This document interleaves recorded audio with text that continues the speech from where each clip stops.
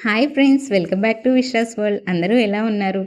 ఈరోజు వీడియోలో వచ్చేసి మనము ప్యాసివ్ ఇన్కమ్ అంటే ఏంటి, ప్యాసివ్ ఇన్కమ్ అనేది మన లైఫ్లో ఎంత ఇంపార్టెంట్ రోల్ ప్లే చేస్తుంది, దానివల్ల మనము ఎంత ఫైనాన్షియల్ ఫ్రీడమ్గా ఉండొచ్చు అన్నదైతే ఈ వీడియోలో అయితే చూసేద్దామండి. వీడియోలోకి అయితే వెళ్ళే ముందు నాదైతే ఒక చిన్న రిక్వెస్ట్ అండి, వీడియోనైతే పూర్తిగా చూడండి. ఒకవేళ వీడియో కనుక మీకు నచ్చింది అనుకుంటే కనుక వీడియోనైతే లైక్ చేయడం అయితే అస్సలు మర్చిపోకండి. వీడియోలో ఏదైనా యూస్ఫుల్ ఇన్ఫర్మేషన్ ఉంది అని మీకు అనిపిస్తే కనుక నా ఛానల్ని అయితే సబ్స్క్రైబ్ చేసుకోండి. నా ద్వారా మీరు మనీ సేవింగ్స్ సంబంధించిన ఎన్నో ఐడియాస్ అయితే తెలుసుకుంటారు. ఇంకా వీడియోలోకి అయితే వెళ్ళిపోదామండి.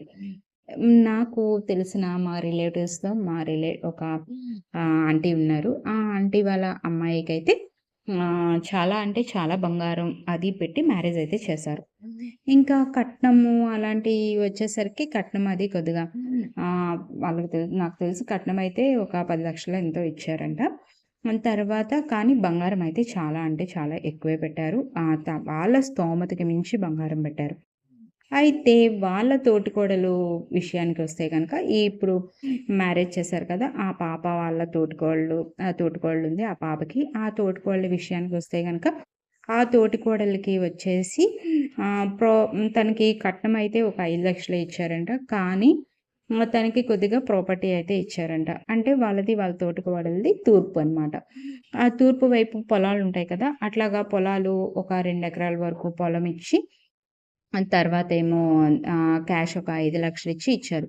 అయితే ప్రస్తుతం ఏంటంటే కనుక తనకి ప్రతి సంవత్సరానికి తనకి వేరుశనగకాయ గుళ్ళని, చింతపండని, పసుపని, తర్వాత కొంత అమౌంట్ అన్నది ప్రతి సంవత్సరానికో, 6 నెలలకో ఒకసారి తనకి అలా వస్తుందంట. అయితే తినేంటి ఇలాగ ఓన్లీ బంగారమే కదా పెట్టారు. ఇంకా వీళ్ళకి ఎలాంటి ఏమీ అలాగా ప్రతి సంవత్సరం మనకి ప్యాసివ్ ఇన్‌కమ్ వచ్చేది ఏమీ లేదు. నా ఉద్దేశ్యం ఏంటంటే, మనము బంగారం కొంటున్నాము అంటే గనక, మన అవసరానికి మించిన బంగారం కొంటున్నాము. అవసరం ఉండి బంగారం కొనుక్కోవడం వేరు.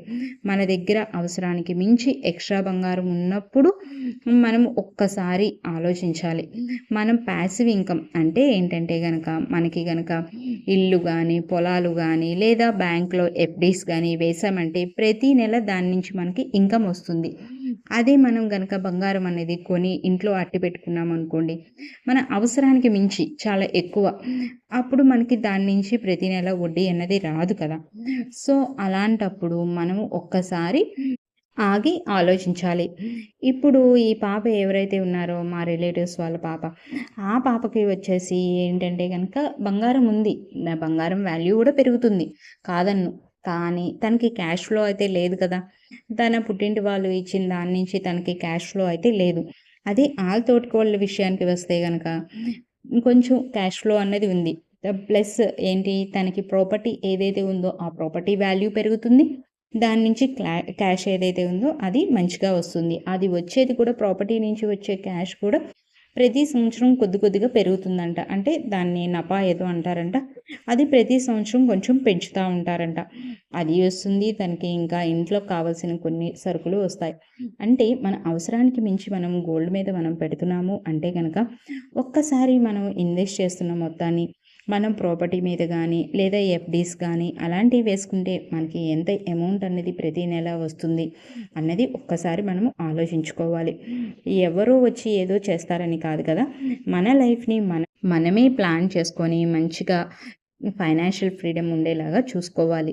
మనము ఎక్కువ గోల్డ్ కొంటున్నాము అంటే గనక ఆ గోల్డ్‌ని మనము మన దగ్గర డబ్బులు లేక ఎలాంటి ప్రాపర్టీస్ అంటే ల్యాండ్ అని లేదా హౌస్ అని అలాంటివి ఏమీ కొనకపోతే అలాంటి వాటి మీద ఇన్వెస్ట్ చేసుకోవాలి. అంటే మనం కొన్న గోల్డ్‌ని అలా కూడా కన్వర్ట్ చేసుకొని మనము గోల్డు ఉంచుకోవాలి, ప్రాపర్టీని పెంచుకోవాలి.